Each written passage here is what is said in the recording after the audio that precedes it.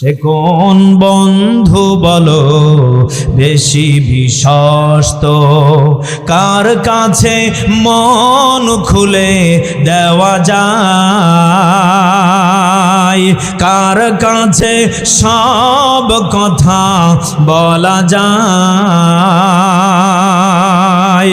হওয়া যায় বড় বিশ্বস্ত, হওয়া যায় বড় বিশ্বস্ত, সে কোন বন্ধু বলো বেশি বিশ্বস্ত, কার কাছে মন খুলে দেওয়া যায়। মারহাবা কর না কেন? কার কাছে মন খুলে দেওয়া যায়, কার কাছে সব কথা বলা যায়।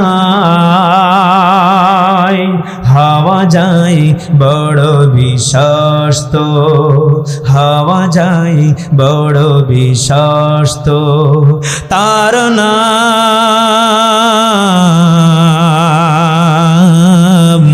আহমদ বড় বিশ্বস্ত। ঠিক কিনা? যে জন কখনো ব্যথা দিতে জানে না, যে জনকে বলি মুছে দেয় বেদনা। মারহাবা। যে জনকে কোনো ব্যথা দিতে জানে না, যে জনকে বলি মুছে দেয় বেদনা। হৃদয়ের হাহাকার আপন করে নিতে আর কার বুক এত প্রশস্ত, তার নাম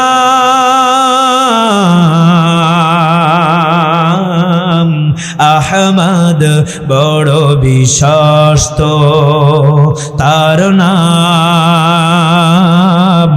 আহমদ বড় বিশ্বস্ত। জবানটা খুলে বলেন ঠিক কিনা?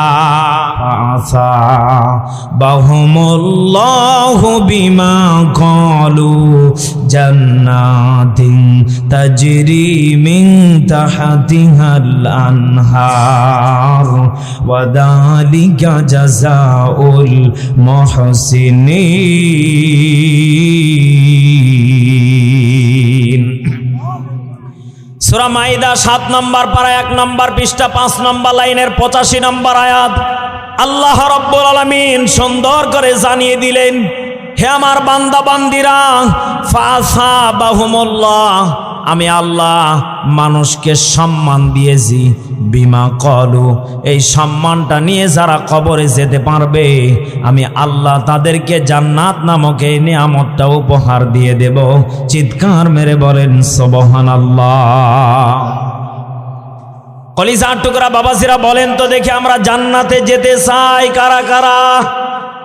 একটু দুহাত তুলে তাকবীর দেন। লিল্লাহে তাকবীর, লিল্লাহে তাকবীর। কলিজার টুকরা মা বোনেরা, আপনারা একটু অপেক্ষা করেন, আস্তে আস্তে করে। রাত যদিও গভীর হয়ে গেছে, কয়েকটা আমলের কথা বলবো, এরপরে বিদায় নিয়ে চলে যাব। ও বাংলার মুসলমান, বলেন তো দেখি, আমাদের প্রত্যেককে সম্মানটাকে রেখে কবরে যাওয়া দরকার আছে না নেই? যদি কোনো বান্দা আল্লাহর জান্নাত পেতে চায়, আল্লাহর জান্নাতে যদি ঢুকতে চায়, আল্লাহর জান্নাতের যদি ঘ্রাণ পেতে চায়, তাদের টার্গেট হলো 1 নম্বর। তাদের টার্গেট কি? আল্লাহ রাব্বুল আলামিন এবার জানিয়ে দিলেন, কুল্লু নাফসিন যায়িকাতুল মাউতি সুম্মা ইলাইনা তুরজাউন।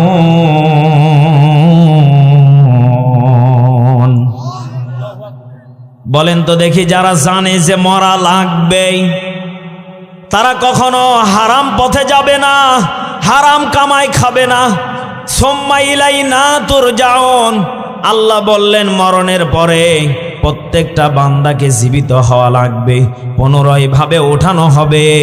বলেন তো দেখি, আমরা মনে করি মরণের পরে শরীরটা পচে যাবে, ধ্বংস হয়ে যাবে, আমাদেরকে আর কোনোদিন ওঠানো হবে না। বলেন তো দেখি, আমাদেরকে আবার পুনরায় ভাবে জীবিত করবেন কে? আরো জোরে বলেন কে? ও বাংলার মুসলমান, আমাদের জীবনভর গুনাহ মনে হয় কারো নেই? আছে আছে? বলেন তো দেখি, পাহাড় পরিমাণ গুনাহ করেছেন, সাগর পরিমাণ গুনাহ করেছেন, মাথার তালু থেকে নিয়ে পায়ের তালু পর্যন্ত গুনাহ করেছেন। বলেন তো একমাত্র ক্ষমা করতে পারেন তিনি কে? আরো জোরে বলেন কে? সব পাপকে মোচন করে দিতে পারেন কে? সব থেকে রহমান রহিম দয়ালু রিজিক দাতা কে? আরো জোরে বলেন কে? তুমি রহমান,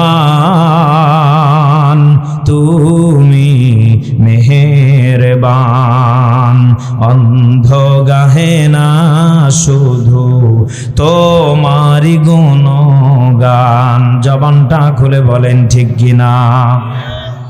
বোঝেও বোঝে না ওরা তোমারি শান, বোঝেও বোঝে না ওরা তোমারি শান। তুমি রহমান, তুমি মেহেরবান। জোরে বলেন মারহাবা। কখনো তোমাকে যদি ভুলি, হেদায়েতের আলো জেলে কাছে নিয়ে তুলি। আমিন বলেন। কখনো তোমাকে যদি ভুলি, হেদায়েতের আলো জেলে কাছে নিয়ে তুলি। দয়া করো মায়া করো, দয়া করো মায়া করো, ওহ গো দয়াবান। বলেন না, তুমি রহমান, তুমি মেহেরবান, অন্ধ গাহে না শুধু তোমারি গুণগান। জবানটা খুলে বলেন ঠিক কিনা? কলিজার টুকরা প্রাণ প্রিয় বাবাজিরা, তাহলে বলেন তো দেখি, আমাদেরকে দয়া করে মায়া করে পাঠালেন যিনি, একমাত্র গোলামি চলবে কার? ও মুসলমান, যদি আমাদেরকে ইবাদত বেশি বেশি করে করতে হয়, একমাত্র ইবাদত করব কাকে খুশি করার জন্য? আরো জোরে বলেন, কাকে খুশি করার জন্য? আল্লাহর নবীজি বলেন, আমার বিবি খাদিজাকে আমি দেখেছি স্বামীর প্রতি কেমন যত্নবান ছিলেন, স্বামীর প্রতি কেমন আগ্রহ ছিলেন, স্বামীকে কেমন মহাব্বত করতেন। হয়তো আজকের মাহফিলে মা বোন আছে, বাস্তব জীবনে পারিবারিক জীবনে আমলটা যদি করতে পারেন, আম্মাজান খাদিজার সাথে জান্নাতে ঢোকার ব্যবস্থা করে দিবেন কে? আল্লাহর নবীজি বলেন, আমার বিবি খাদিজাকে আমি দেখেছি, আমার বিবি খাদিজা সব সময় আমার জন্য অপেক্ষা করতেন। আল্লাহু আকবার বলেন। এখনকার বিবিরা অপেক্ষা করে বয়ফ্রেন্ডের জন্য। কথা বলেন না কেন? স্বামী তাকায় একদিকে, বিবি তাকায় একদিকে। একই গো, বিবি চিন্তা করে ওই রকম যদি পাশের বাড়ির সুমনের মতো যদি আমার স্বামীটা স্মার্ট হতো, ও সাতা কোন পাগল ছাগল বিয়ে করলাম। ও বলে না কেন? এবার স্বামী মনে মনে চিন্তা করে, ওই সুমনের বউয়ের মতো যদি আমার বউটা হতো, কোন পাগলি আমি বিয়ে করলাম। ও মুসলমান, দুইজনের টেনশন যদি দুই দিকে থাকে, ও ছাতা কিয়ামত পর্যন্ত কি দুইটা তার অ্যাডজাস্ট হবে? এই কথা বলেন না কেন? এই জন্য স্বামী স্ত্রীকে কাছে কাছে থাকতে হবে। আল্লাহর নবীজির জন্য আম্মাজান খাদিজা দরজার সামনে দাঁড়িয়ে থাকতেন। একদিন গভীর রজনীতে আল্লাহর নবীজি দরজার সামনে গিয়ে বললেন, আসসালামু আলাইকুম ইয়া আহলাল বাইত। আম্মাজান খাদিজা দরজা খুলে সঙ্গে সঙ্গে সালামের উত্তর নিয়ে বললেন, ইয়া রাসূলুল্লাহ, এই গভীর রজনীতে কেউ জেগে নেই, প্রত্যেকেই ঘুমিয়ে আছে। আমি খাদিজা আপনার জন্য শুধু সেবার জন্য দাঁড়িয়ে আছি। চিৎকার মেরে বলেন আল্লাহু আকবার। অথচ আমার দেশের মা বোনেরা সত্য কথা কি একটা বলে দেব, গত কয়েকদিন আগে আমি মাহফিল শেষ করে চাপাই থেকে বাড়িতে গেলাম, চাপাই না, মান্দা ফেরিঘাট থেকে। রাত বাজে প্রায় ৩টা। বাড়িতে গাড়ির শব্দ শুনে আমার মা তাড়াহুড়ো করে গেটটা খুলে দিল রাত ৩টার দিকেই। আমার বাবা এরপর পরে আবার দেখি দরজার সামনে এসে হাজির হয়ে গেল। বাবা, এত রাত্রে তো আসার কথা ছিল না, আসলে কিভাবে? আমি আমার বাবা মার সাথে গল্প করলাম প্রায় 10 মিনিট। আমার বিবির রুম এটা, আমার মায়ের রুম এটা, পাশেরটা আমার ভাইয়ের রুম। ভাই তো সেনাবাহিনী, সিলেটে আছে, চাকরিজীবী। পাশের ঘরে ভাই বউ ঘুমিয়ে আছে, মাঝখার রুমে আমার বিবি ঘুমিয়ে আছে, তারপরের রুমে আমার মা বাবা ঘুমিয়েছিল। ও মুসলমান, শিক্ষার জন্য কথাটা বলতেছি, বানানো কথা না। 10টা মিনিট ধরে মা বাবাকে বুঝাইতেছি, এইভাবে আসলাম, গল্প করতেছি। আজকের মাহফিলে এই ছিল। 10টা মিনিট পরও বিবির ঘুম ভাঙে নাই। বলেন তো দেখি, একমাত্র মা বাবা সন্তানের জন্য কেমন দায়িত্বশীল, এটা বাস্তব প্রমাণ আমি নিজেই পেয়েছি। কথা বলেন ঠিক কিনা? আমার বিবিকে পার্সোনাল ভাবে আবার গেটে 10 থেকে 15 বার বাড়ি মারা লাগলো। আমার বিবির বদনাম করতেছি না, আমার বিবির কতটুকু গুরুত্ব স্বামীর প্রতি বোঝা লাগবে আপনাকে। আপনার মা এমন একটা জিনিস, কলিজা ছিঁড়ে আপনাকে বের করেছে, এই কথা বলেন না। অথচ আমার মেয়েটা রাত 2টার দিকে 3টার দিকে একবার যদি খালি প্যাঁ করেছে, আমার বিবি চেতন, অথচ আমি ঘুমাই। মা সন্তানের প্রতি কেমন আগ্রহ, আমি এটাই আপনাকে বোঝাতে চাচ্ছি। যদি কোনো স্ত্রী স্বামীর প্রতি যদি এমন আগ্রহ হয়ে যায়, আল্লাহর নবীজি বললেন, খাদিজা, তোমাকে এত ভালোবাসা, এত আগ্রহ দেখার পিছনে কারণ কি? আম্মাজান খাদিজা বললেন, ইয়া রাসূলুল্লাহ, ইয়া হাবিবাল্লাহ, যে আল্লাহ আপনাকে কষ্ট দিতে পছন্দ করে না, আমি খাদিজা যদি আপনাকে কষ্ট দেই, কিয়ামতের মাঠে যদি আল্লাহ আমাকে দাঁড় করিয়ে বলে, খাদিজা, আমি আল্লাহ তোমার প্রতি সন্তুষ্ট না, আমি তোমাকে আজকে জাহান্নামে দিয়ে দিলাম, বলেন তো দেখি আমি খাদিজা সেই দিন কিয়ামতের মাঠে কি জবাবদাহি দিব? ও মুসলমান, এমন বিবি প্রত্যেকটা ঘরে দরকার আছে না নেই? আরো জোরে বলেন, এমন বিবি প্রত্যেকটা ঘরে দরকার আছে না নেই? আল্লাহ রাব্বুল আলামিন জানিয়ে দিলেন, হে আমার বান্দা বান্দিরাম, হুন্না লিবাসুল লাকুম ওয়া আনতুম লিবাসুল লাহুন্না। জোরে বলেন আল্লাহু আকবার। স্বামী স্ত্রীর পোশাক বানিয়ে দিয়েছেন, স্ত্রীকে স্বামীর পোশাক বানিয়ে দিয়েছেন কে? আরো জোরে বলেন কে? সে কোন বন্ধু বলো বেশি বিশ্বস্ত, কার কাছে মন খুলে দেওয়া যায়, কার কাছে সব কথা বলা যায়, হওয়া যায় বড় বিশ্বস্ত, হওয়া যায় বড় বিশ্বস্ত।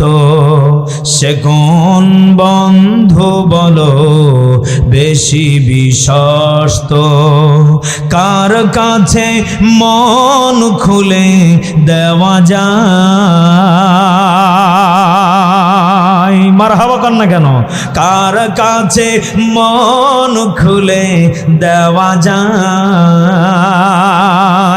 কার কাছে সব কথা বলা যায়, হওয়া যায় বড় বিশ্বস্ত, হওয়া যায় বড় বিশ্বস্ত। তার নাম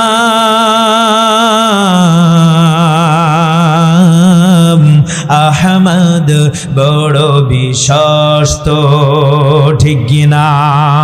যে জন কখনো ব্যথা দিতে জানে না, যে জনকে বলি মুছে দেয় বেদনা, মারহাবা।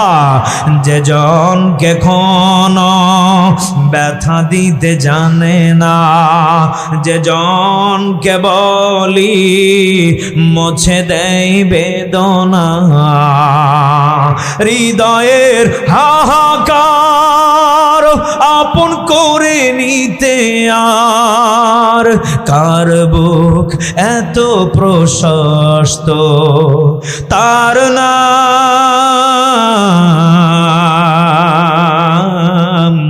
আহমদ বড় বিশ্বস্ত, তার নাম আহমদ বড় বিশ্বস্ত। জবানটা খুলে বলেন ঠিক কিনা? কলিজার টুকরা বাবাজিরা, তাহলে বলেন তো দেখি, আল্লাহর নবীজিকে এত পরিমাণ আম্মাজান খাদিজা বিশ্বাস করতেন, এত পরিমাণ ভালোবাসতেন। ও বাংলার মুসলমান, আমাদের দেশের মা বোনেরা যদি এত পরিমাণ স্বামীকে ভালোবাসে, এত পরিমাণ যদি সম্মান করে, বলেন তো দেখি আম্মাজান খাদিজার সাথে জান্নাতে ঢোকার ব্যবস্থা করে দিবেন কে? কিতাবের ভিতরে মুফাসসিরিনে কেরাম বর্ণনা করেন, যদি কোনো স্বামী বিবির প্রতি খুশি হয়ে বলে, আল্লাহ আমার বিবি মারা গিয়েছে, আমি আজকে আমার বিবির প্রতি খুশি, মাফ করে দিলাম। আল্লাহ বলে, গোলাম যদি তুমি সৎ বান্দা হয়ে থাকো, তোমার বিবি যদি সৎ বান্দি হয়ে থাকে, আমি আল্লাহ রাব্বুল আলামিন স্বামীর দোয়াকে ফেরত দিতে পারবো না। আমি সঙ্গে সঙ্গে স্বামীর দোয়ার বিনিময় বিবির কবরটাকে জান্নাতের বাগিচা বানিয়ে দেব। চিৎকার মেরে বলেন আল্লাহু আকবার। ও বাংলার মুসলমান, আজকের পটুয়াখালীর একটা বাস্তব ঘটনা, এখান থেকে আমি শিক্ষার জন্য আপনাদেরকে কথাটা বলে বিদায় নিয়ে চলে যাব। পটুয়াখালীতে একজন নারী স্বর্ণের দোকানে চুরি করতে গিয়েছে। কথা বলে না কেন? কি চুরি করতে গেছে? স্বর্ণ। কি বলেন বলেন? একজন নারী স্বর্ণের দোকানে পটুয়াখালীতে স্বর্ণ চুরি করার জন্য ঢুকেছে। অলরেডি চুরিও করে ফেলেছে। মেয়েটা এত পরিমাণ সুন্দরী, ও সুন্দরী চেহারা দেখে দোকানদার তাকে ধরে তাকে জিজ্ঞাসা করতেছে, তুমি যে স্বর্ণটা চুরি করলে, তোমার সমস্যাটা কি? মেয়েটা বলতেছে, আমার সমস্যা তেমন কোনো না, আমার চুরি করা এটা অভ্যাস। কি সুবহানাল্লাহ না নাউজুবিল্লাহ? আরো জোরে বলেন। এবার ছেলেটা তাকে জিজ্ঞাসা করতেছে, ঠিক আছে, তোমার যখন এটা অভ্যাস, তোমার চেহারা দেখে আমি পাগল হয়ে গিয়েছি। ও ছাতা থানায় দিবে কি, প্রেমের প্রস্তাব দিয়ে ফেলেছে। আরে ভাই, বাস্তব কথা এখানে লিখেছে, প্রত্যেকটা ফেসবুক ইউটিউবে এখন ভাইরাল। মেয়েটাকে আপনারা দেখতে পারেন, কত সুন্দর নুরানি চেহারা। এই মেয়েটাকে ধরার পরে দোকানদার থানায় না দিয়ে মেয়েটাকে বিবাহের প্রস্তাব ডাইরেক্ট দিয়েছে। ও বাংলার মুসলমান, আল্লাহ রাব্বুল আলামিন কড়া ভাষায় কোরআনুল কারীমের ভিতরে জানিয়ে দিলেন, আয-যানিয়াতু ওয়াজ-যানি ফাজলিদু কুল্লা ওয়াহিদাতিম মিনহুমা। জোরে বলেন আল্লাহু আকবার। আল্লাহ রাব্বুল আলামিন জানিয়ে দিলেন, চোর এবং চোরনিকে যদি ধরতে পারো, তাদের হাতগুলিকে কেটে দাও। ও বাংলার মুসলমান, আমাদের দেশে চুন্নি যদি সুন্দরী হয়, বোঝা গেল ডিজিটাল দেশে বিয়েরও প্রস্তাব পাই। জোরে জোরে কোন ঠিক কিনা? আচ্ছা বলেন তো দেখি, এই যে ছেলেটাকে বিয়ের প্রস্তাব দিয়েছে, ওর কি মন ভালো না শয়তান ওটাও? এই কথা বলে না কেন? ও যেমন তেমনটা বেছে নিয়েছে। কারণ একজন চুন্নি কখনো ভালো হতে পারে না। আপনি ওকে বিয়ের প্রস্তাব দিয়ে বিয়ে করলেন, স্বর্ণের দোকানে তাকে বিশ্বাস করে রাখলেন, কিছুদিন পরে পুরো দোকানটাকে আউট করে দিতে পারে, অথচ আপনি তার বাড়ি গাড়ি কোথায় কিভাবে কোনভাবে এসেছে জানলেন না, ডাইরেক্ট তাকে বিয়ের প্রস্তাব দিলেন। এমনও আমাদের দেশে রাম ছাগল, বদ ছাগল, পাগল ছাগল আছে না নেই? ও বাংলার মুসলমান, এখান থেকে শিক্ষা নিতে হবে। আমরা এতটা নারীদের প্রতি আসক্ত হয়ে গেছি, যার কারণে যৌতুক তো দূরের কথা, বাসর রাতে পা ধরে বইয়ের ক্ষমাছে এরপরে প্রথম কাজ শুরু করা লাগে। এই কথা বলেন। আগের সমাজের দিকে তাকিয়ে দেখেন, আমার বাবা বলে 400 টাকা দিয়ে তোমার মাকে বিবাহ করেছে, নগদ মোহরানা দিয়ে, শান্তি অশান্তি নেই। অথচ এখন 4 লক্ষ টাকা দিয়ে বিয়ে করে, বাসর রাতে বলে বউ মাফ করে দাও, ও আমার বউ, যা আছে বাকিটা পরের দিমুনি, আমাকে আজকে রাতের মতো খালি সুযোগ করে দাও। কে রে শয়তান, তুই আজকে রাতে সুযোগ লিলু, এর পরে দিবু, ফাঁকি দিয়ে আজকে কাম সারে লিলু, পরের দিন থেকে ফিসাবিলিল্লাহ। এ কথা কর না একেবারে। এমন শয়তান আমাদের দেশে আছে না নয়? আমি মেসবা যেদিন বিয়া করবার গেছি, ডাইরেক্ট শ্বশুর বাড়ির লোকে কইছি, আমি 30 পারা কোরআনের হাফেজ, 30,000 টাকা দিমু, বিয়া দিলে দাও, না দিলে তোমার বেটি ঘরে ভরে রাখো। আমি গেলাম গা। আমার দাদা শ্বশুর কয়, ছেলে মরদ আছে রে, তাড়াতাড়ি বিয়া লাগা। মারহাবা কর না কে? ছেলের ভিতরে বিয়া করার প্রতিভা আছে, এই জন্য হক কথাটাই বলিছে। নগদ মোহর 30,000 দিমু, আজকে রাতে বিয়া করবো, কালকে কইলে বিয়া করবো না। এ কথা কর না কে? বেটা সোল হওয়া লাগবে এঙ্কারা। এমন বেটা সোল আমরা 10 দিন ধরে মেয়েকে নিয়ে মার্কেটে ঘুরিচ্ছি, 10 লাখ টাকা মোহরানা বেঁধে নিছি, আর যৌতুক হলো একটা মোটর সাইকেল। কেরে পাগলা, 2 দিন পরে ভুম ভুম মারবে, যে ট্রাকের তলে পড়ে মরবু, তখন মিয়াওয়ালা দোষ দিবু। কথা কর না কে? তখন কয়, মিয়ার বাপ যদি না দিত আমার সোনার টুকরা সোলটা মারা যেত না বারে। মিয়া সোলের বাপের দোষ, সব দোষ হলো ছেলের বাপ মার। কথা কোন ঠিক কি না? এই জন্য যুবক ভাইয়েরা কষ্ট হচ্ছে নাকি আপনাদের? চলবে চলবে, লিল্লাহে তাকবীর। আমার ভাইয়েরা, রাত গভীর করব না, আর সত্য কথাগুলো আমি বলার জন্য আপনাদেরকে চেষ্টা করতেছি, কারণ আমার দেশের মা বোনেরা এত পরিমাণ বিপদে আছে, কারণ মা বোন এত পরিমাণ বিপদে আছে। আমাদের দেশের যুবকেরা ইফটিজিং রাস্তাঘাটে করতেছে, মা বোনেরা পর্দা করলেও শান্তি নেই, কারণ বাস্তব প্রমাণ আমাদের দেশে অনেক যুবক আছে, বুড়িকেও যদি এখন পর্দা পরে দেখে, ও ছাতা ওর চেহারা পাঁচুরত না দেখে পিছন পিছন ঘন্টার পর ঘন্টা ঘুরে মুখ খুলে পানি খাবার গেলে যুবক এবার স্যাপ ফেলে পালায়। এমনও যুবক আমাদের দেশে আছে না নাই? সেই দিন আমার একজন বন্ধু গল্প করতেছে, দোস্ত বাস্তব কথা আমি নিজেই। কিরে দোষ কি হয়েছে? কয়েকটা মেয়ের পিছনে 4 ঘন্টা ধরে ঘুরেছি, ওক দেখার পরে খালি ওর 2টা চোখ দেখেছি, চোখটা দেখার পরে এত মায়া লেগেছে, 4টা ঘন্টা ঘোরার পরে দেখি 70 বছরের বুড়ি। আমি ওকে বললাম, দোস্ত তুই দেখলু কি? কয় চোখ। পরে দেখলু কি? কয় হোটেলে খাবার বইছে, ওর শরীর চলে না কিন্তু স্মার্ট আছে। মানে এখনকার মা বোনেরা বোরখা পরেও মুসিবতে। কথা বলে না কেন? বোরখা পরেও মুসিবতে। এই জন্যে মা বোনেরা short kameez, 3 piece, 1 piece, 2 piece এইগুলো পরা যাবে না। বোরখার ভিতরে সৌন্দর্য বাড়িয়ে দিবেন তিনি কে?